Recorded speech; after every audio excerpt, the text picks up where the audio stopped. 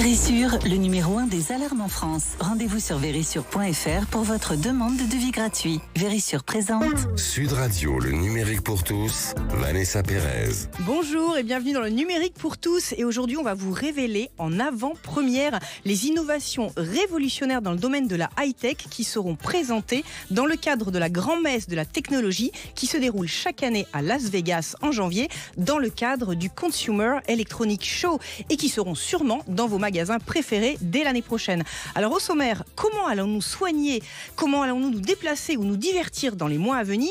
Peut-on faire rimer technologie et développement durable? Et quels seront les métiers générés par les startups et les grands groupes qui portent ces innovations? C'est ce que nous tenterons de comprendre avec nos invités, avec, tenez-vous bien, dans le studio de Sud Radio, un invité exceptionnel, tout juste arrivé de Washington, mais je ne vous en dis pas plus.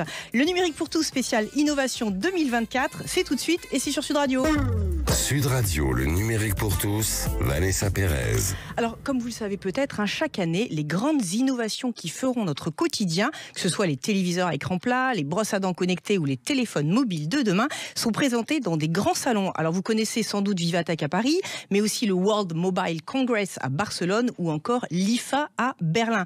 Eh bien, aujourd'hui, nous allons avoir le plaisir de découvrir les grandes innovations qui seront présentées dans le cadre du salon qui se tient chaque année à Las Vegas, dans le cadre du Consumer Electronics Show. Et pour ce faire, tout juste arrivé des États-Unis, j'ai le plaisir d'accueillir son président. J'ai nommé Gary Shapiro. Gary, c'est vraiment un grand honneur que de vous avoir ici sur Sud Radio. Vous dirigez l'association qui organise le plus grand salon high-tech du monde. Alors on y retrouve des géants comme Sony, comme Samsung et bien d'autres. Et pour commencer, j'ai envie que vous fassiez voyager nos auditeurs quelques minutes sur la côte ouest des États-Unis. Et pour commencer, que vous nous partagiez quelques grandes innovations qui aujourd'hui sont dans le quotidien des Français, mais qui sont nées quelque part à Las Vegas. Merci beaucoup. Je suis désolé, je ne parle pas en français. Pas grave. So in English, Alors en anglais, I am so honored to be on je your suis show. très honoré It's such an d'être important sur radio votre émission. show. C'est vraiment une émission CES radio is très the importante. world's Le largest CES audited est technology event. la plus grande And, we exposition, le plus estimate grand about événement 20,000 de new nouvelles products are technologies. On a introduced 20 each 000 year. produits qui sont The introduits most chaque année. famous categories of products Les that have been catégories les introduced plus include the célèbres qui ont été VCR, présentées, the c'est par CD exemple le player, magnétoscope, le HDTV, lecteur the Microsoft CD, la Xbox télévision and HD, 3D la printers. Xbox de Microsoft et les imprimantes 3D. C'est déjà beaucoup. Alors, Gary, la technologie, on le sait, doit de plus en plus respecter l'environnement, les droits de l'homme, les données privées. Vous pourriez nous partager en avant-première quelques innovations qui seront sur le CES et que vous considérez vraiment prometteuses pour l'humanité?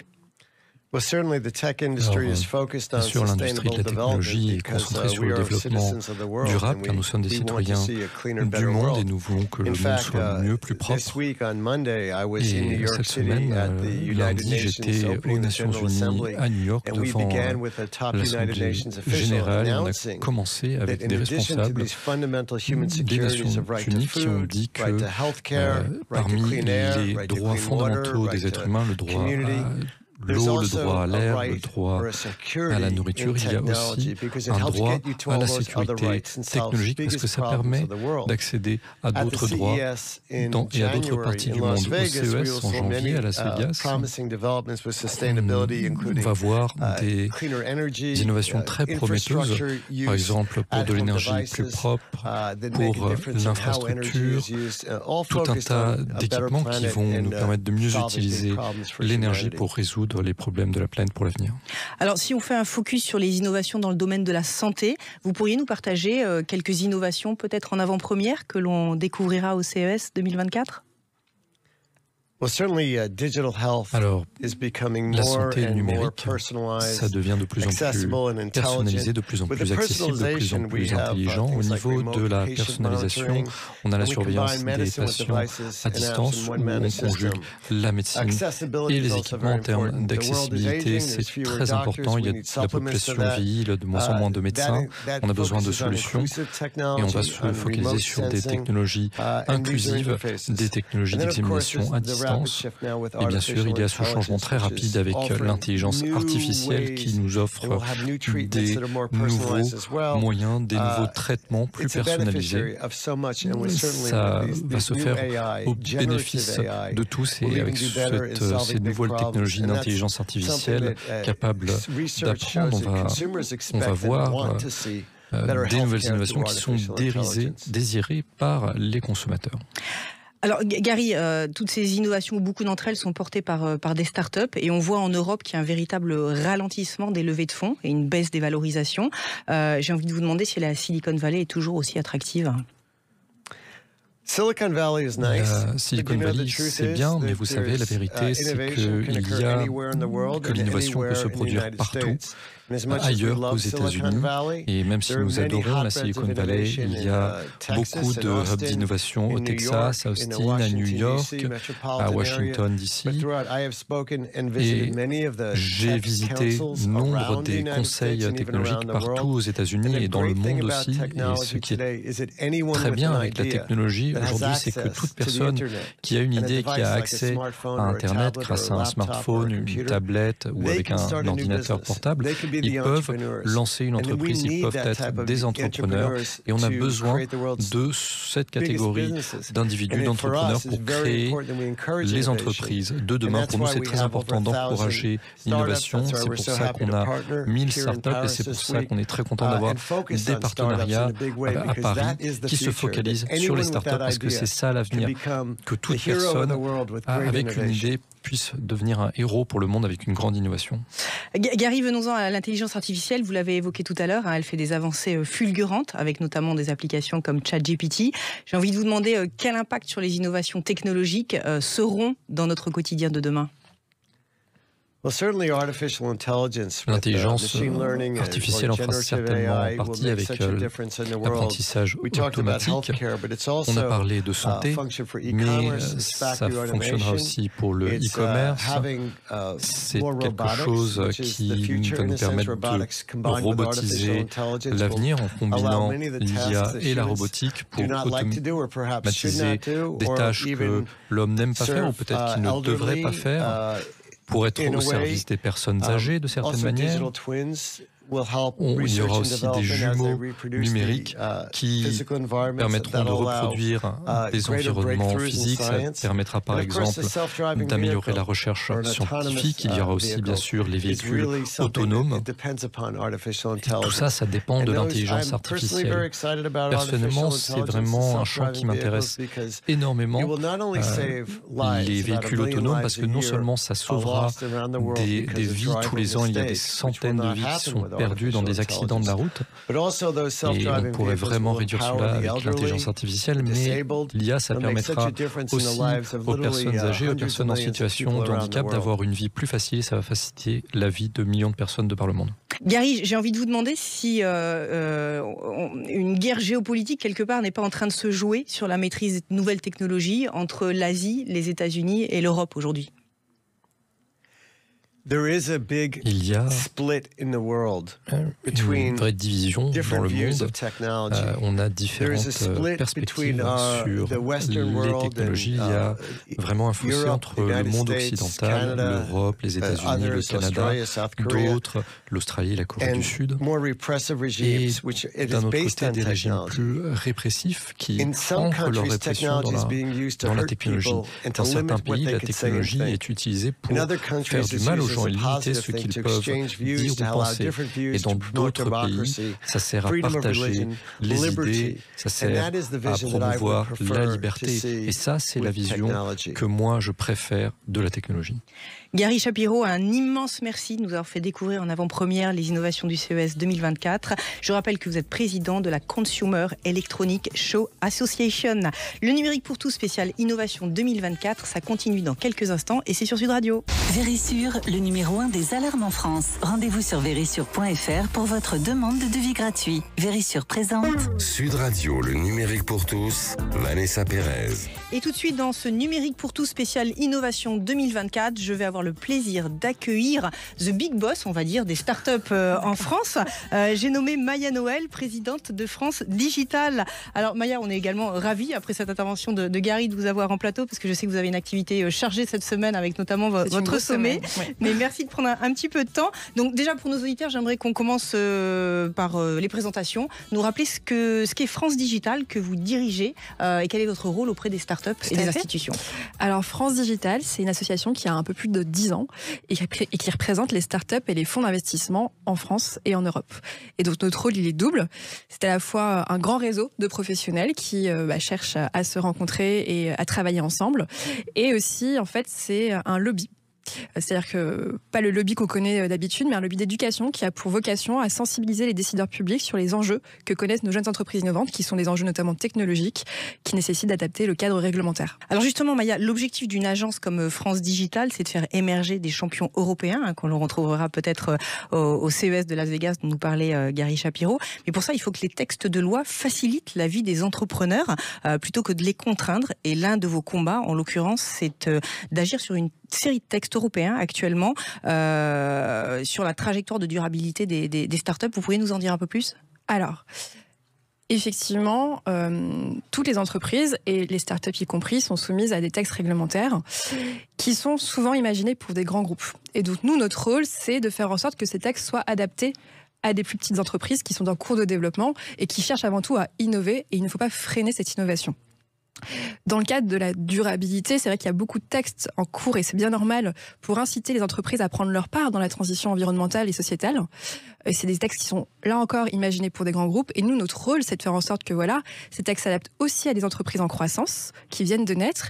Et c'est aussi, pour la partie qui n'est pas celle du lobby mais plus de réseau, d'éduquer nos entreprises, de leur faire comprendre quels sont ces nouveaux reporting auxquels il va falloir se soumettre, quelles sont les nouvelles mesures de l'empreinte environnementale des entreprises, comment est-ce qu'on suit ça et comment est-ce qu'on progresse collectivement vers effectivement une économie plus juste, plus vertueuse vis-à-vis de l'homme et de la planète. Donc ça veut dire concrètement, tous vos adhérents, vous êtes le porte-parole en fait de tous vos adhérents, vous écoutez un petit peu leurs récriminations et puis après vous élaborez un texte que vous allez porter à la commission pour adoucir, on va dire, arrondir les angles avant que les lois ne soient promulguées, si on le dit de manière un peu plus simple.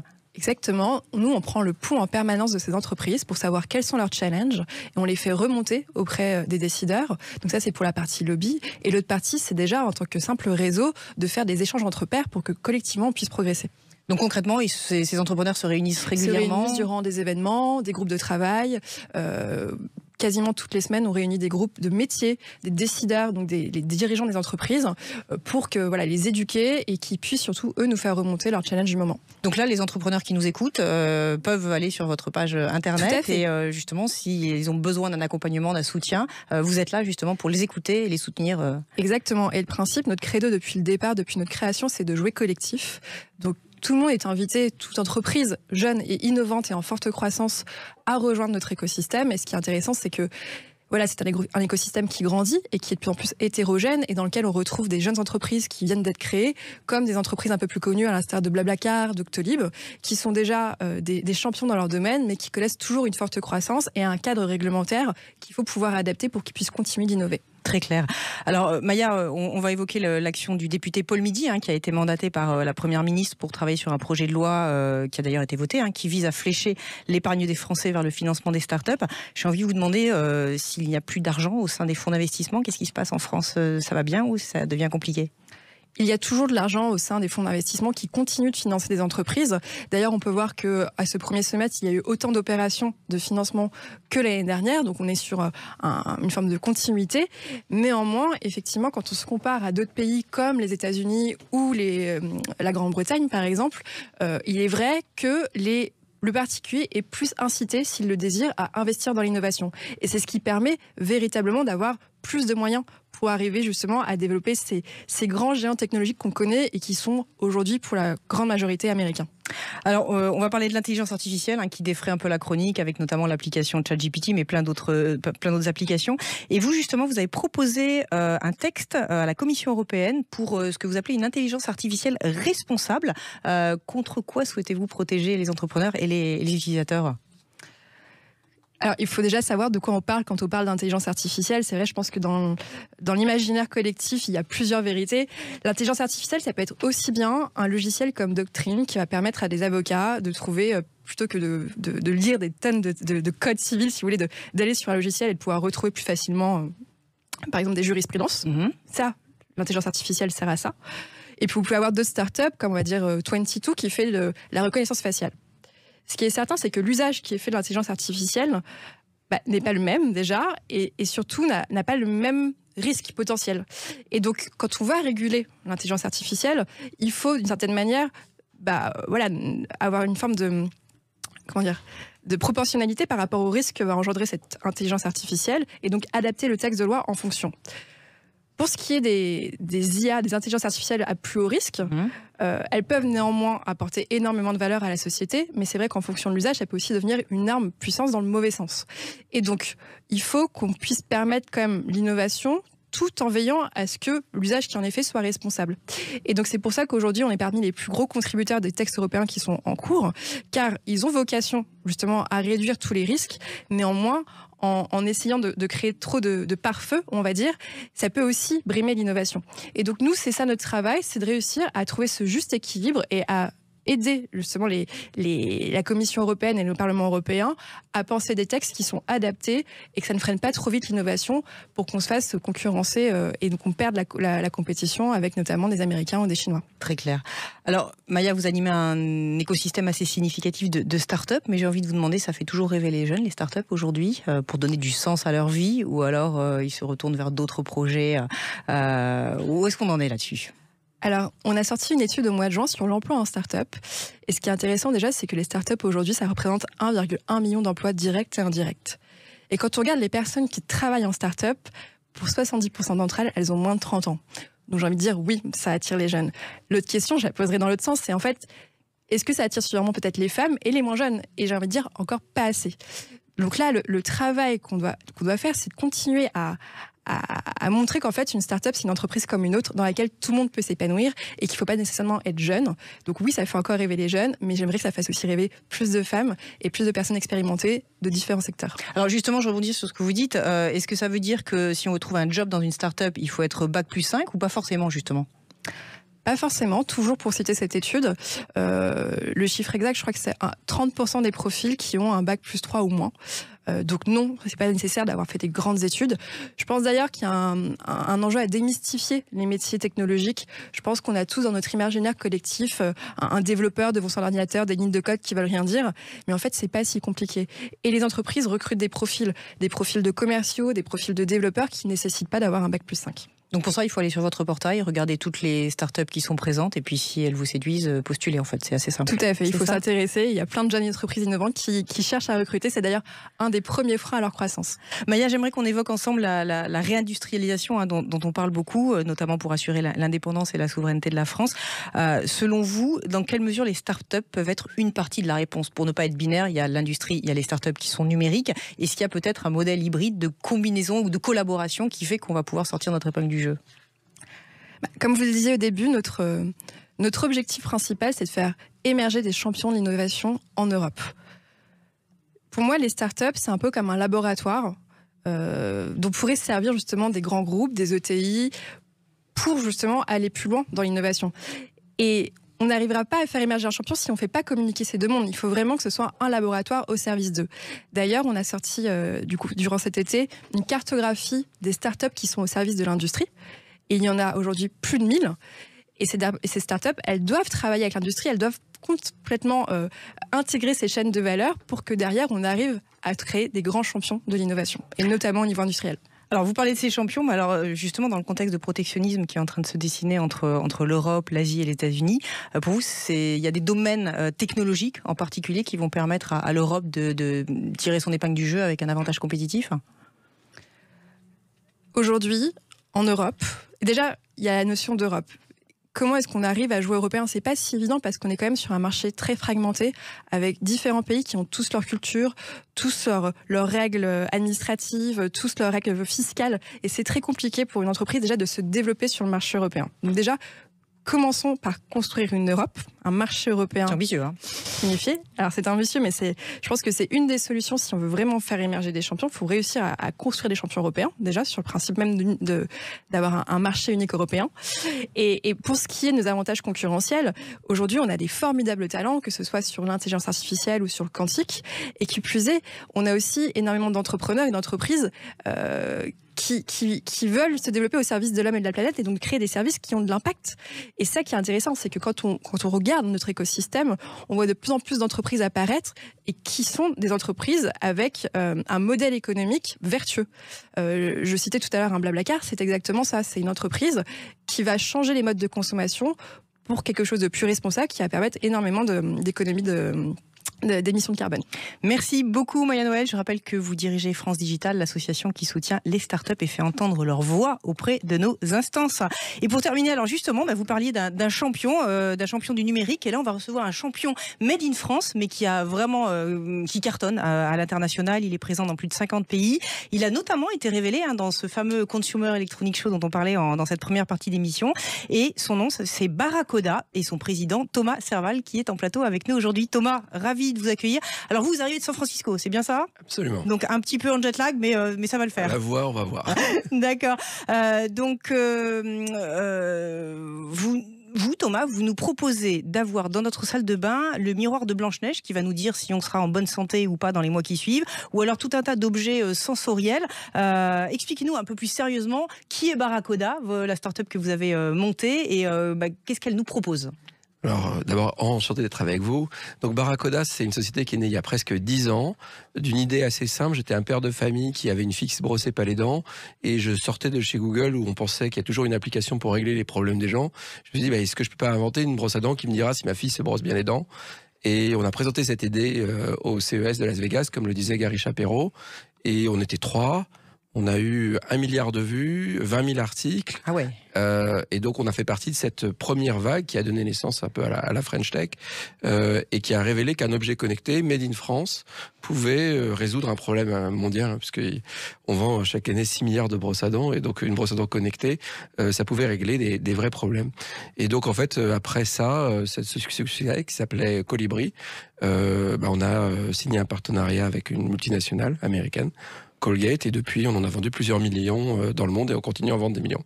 Barracoda, de ce succès qui a créé beaucoup d'emplois, on est à peu près 250, à peu près un tiers à près de la moitié d'ingénieurs, beaucoup d'intelligence artificielle. On s'est dit qu'on avait des produits vendus dans des millions de salles de bain, à peu près 4 millions de salles de bain aujourd'hui, et qu'on pouvait peut-être utiliser ça comme un point d'accès pour transformer la vie des gens dans leur salle de bain. Donc la motivation de Barracoda aujourd'hui, c'est de transformer votre salle de bain en premier lieu de soins, pour plein de raisons dont on pourra parler. Et donc quelque part, après la brosse à dents, on s'est dit qu'est-ce qu'on fait dans une salle de bain? D'abord, on est en face d'un écran qui n'en est pas un, qui est un miroir.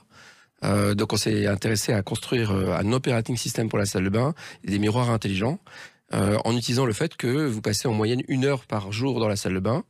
Quand même. À peu près, oui. D'accord. Alors, ça varie entre les hommes et les femmes et par rapport aux tranches d'âge, mais c'est à peu près ça.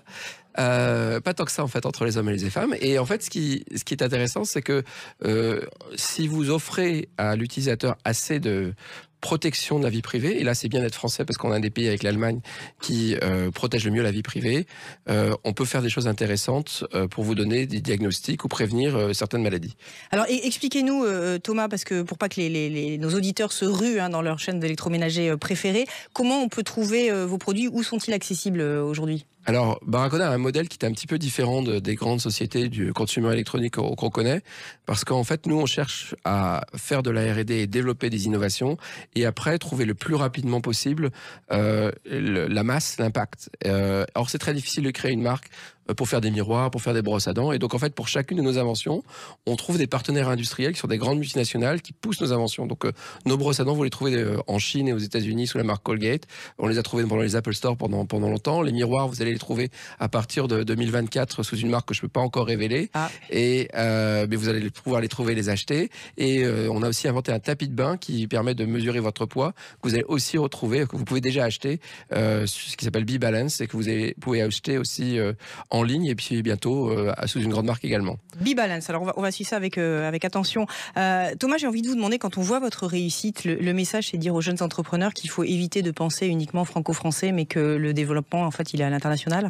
Alors, d'abord, il faut être prudent. Il n'y a pas de one size fits all. Mais en fait, en matière de technologie... On traduit parce que là, on est encore...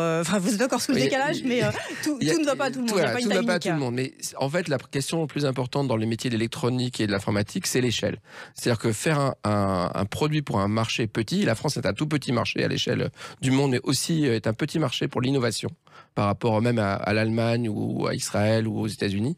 Il faut aller trouver les grands marchés pour pouvoir tout de suite atteindre la taille critique qui justifie les investissements que vos investisseurs ont fait en vous. Donc les plus grands marchés sont, on aimerait bien l'Europe, mais aujourd'hui c'est pas un marché assez intégré, c'est les États-Unis, la Chine, et donc il faut aller le plus vite possible vers ces grands marchés, tout en ayant, et c'est là où je vais être un petit peu prudent, tout en ayant prouvé assez dans un premier marché la qualité de votre produit, parce que quand vous allez jouer dans le marché des grands, et les gens sont beaucoup plus compétitifs et attendent beaucoup plus de qualité de votre produit. Ça peut faire mal. Thomas, pour conclure, j'ai envie de vous demander, la santé, on en parle beaucoup, les prochaines grandes tendances dans le domaine de la santé auxquelles nos auditeurs doivent être attentifs, on va dire, et qui va les impacter dans quelques mois. Alors, moi j'ai écrit un livre qui s'appelle « Soignons les gens en bonne santé », qu'on peut effectivement trouver, où on essaie d'expliquer que, en fait, l'enjeu pour les systèmes de santé, ça va être la prévention. La prévention n'a pas encore de modèle économique, ça veut dire qu'aujourd'hui on ne la rembourse pas, mais les utilisateurs ou les citoyens ont tout intérêt à investir pour éviter d'avoir des caries, qu'on sait, mais aussi d'avoir des problèmes cardiaques. Et en fait, maintenant, on a la science derrière et les outils de mesure pour savoir si vous avez des problèmes de cœur, vous avez les Apple Watch, vous pouvez mesurer votre activité, vous pouvez mesurer la qualité de votre sommeil. Toutes ces choses-là sont des outils qui sont sous-utilisés et qui vont vraiment, grâce au progrès de l'intelligence artificielle, permettre aux citoyens et aux utilisateurs d'avoir une meilleure prévention et d'intégrer les systèmes de soins et de remboursement. Ça va être les enjeux des prochaines années. Merci beaucoup Thomas Serval. Je rappelle que vous êtes le président fondateur de Barracoda. Le nom de votre livre, si Soignons les gens en bonne santé. Très très bien. Un grand merci Maya et Gary qui nous a quittés il y a quelques instants. Je rappelle que le Consumer Electronic Show aura lieu du 9 au 12 janvier 2024 à Las Vegas, mais vous pourrez avoir en streaming et sur vos réseaux préférés toute l'information. Le numérique pour tous, c'est fini pour aujourd'hui. Je vous propose de prolonger la discussion sur les réseaux sociaux et je vous souhaite une excellente fin de week-end. À la semaine prochaine. Avec Vérissure, le numéro 1 des alarmes en France. Rendez-vous sur vérissure.fr pour votre demande de devis gratuit.